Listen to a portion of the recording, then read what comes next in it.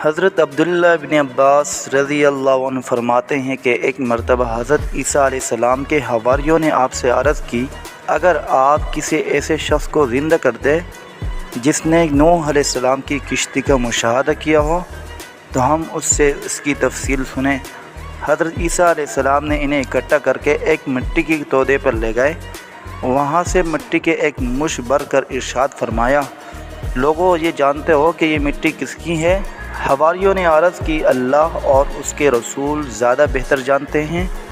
آپ نے فرمایا، یہ کعب حام بن نوح علیہ السلام کی مٹی ہے۔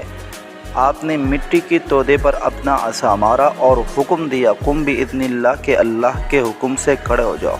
تو اللہ کے حکم سے فوراً ایک سفید بالوں والا شخص اپنے بالوں سے مٹی جھاڑتے ہوئے اٹھ کھڑا ہوا۔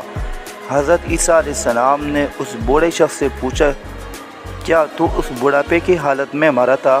اس نے کہا، نہیں، میرا وصال تو جوانی کی حالت میں ہی ہوا تھا، لیکن ابھی اٹھا تو یوں لگا کہ قیامت برپا ہو گئی، اور اسی ہولناکی کے خوف نے میرے بالوں کو سفید کر دیا۔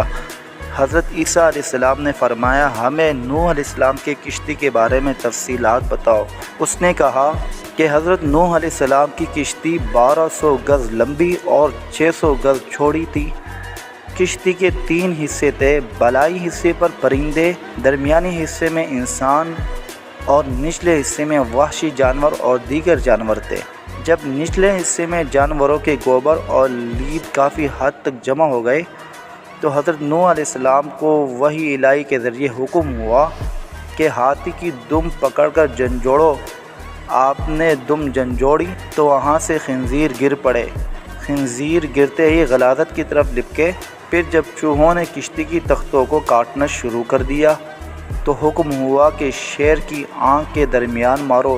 جب حضرت نوح علیہ السلام نے مارا تو شیر کے نتنوں سے بلیوں کا جوڑا نکلا جو چوہوں پر جھپٹ پڑا۔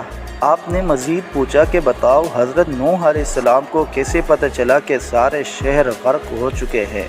اس نے تفصیل بتاتے ہوئے کہا کہ حضرت نوح علیہ السلام نے کوے کو بھیجا کہ زمین کے حالات معلوم کر کے آؤ۔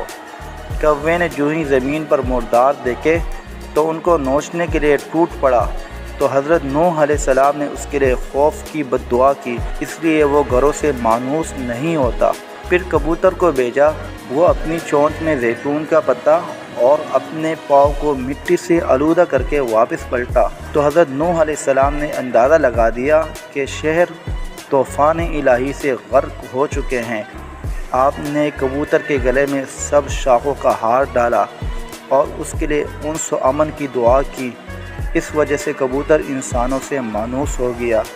حواریوں نے عرض کی، یا رسول اللہ، کیا ہم اسے اپنے گھر نہ لے جائیں تاکہ وہ ہمارے ساتھ بیٹھے، ہم سے گفتگو کرے؟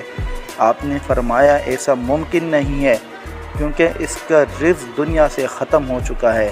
پھر آپ نے اسے حکم فرمایا کہ اللہ کے حکم سے واپس لوٹ جاؤ، تو وہ دوبارہ اپنے ٹھکانے کی طرف لوٹ گیا اور مٹی ہو گیا۔